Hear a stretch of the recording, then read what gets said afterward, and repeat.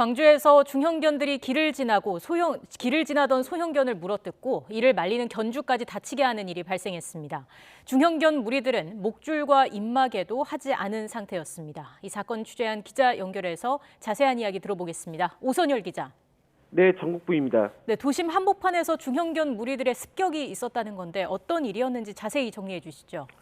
네, 사고가 발생한 건 지난 3일 오후 5시쯤 광주 서구의 한 공원 앞 사거리입니다.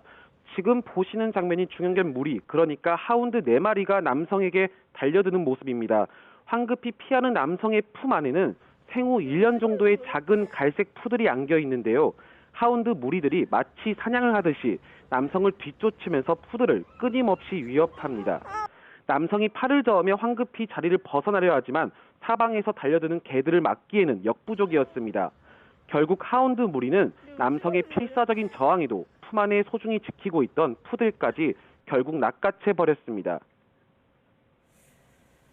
네, 정말 순식간에 벌어진 일인데 푸들도 숨을 거두고 사람까지 다쳤다고요. 네, 하운드 4마리의 공격 속에서도 피해 견주가 겨우 푸들을 도로 빼앗아 도망쳤습니다. 하지만 푸들은 복부를 심하게 물려서 크게 다친 상태였습니다. 주변 상인의 도움을 받아서 동물병원으로 옮겨져 치료를 받았는데요. 안타깝게도 다시 깨어나지 못했습니다. 또 하운드의 공격을 제지하는 과정에서 푸들 견주도 다쳤는데 손목을 물린 것으로 확인됐습니다. 사건이 벌어진 날이 지난 일요일 오후로 도심 속 아파트 단지 주변이었기 때문에 지나는 사람도 많았습니다. 특히 난폭해진 하운드들이 피해 견주를 따라가며 공격하면서 시민들이 놀라 대피하는 일도 벌어졌습니다.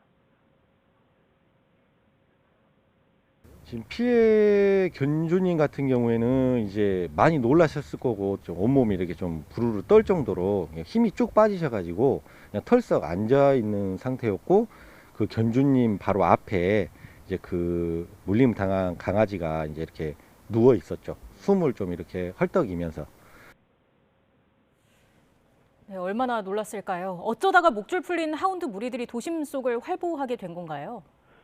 가해 견주는 사고가 난 곳 주변 건물 옥상에 하운드 5마리를 키우고 있었습니다. 건물 주변에는 애견인들이 자주 찾는 공원이 있었는데요.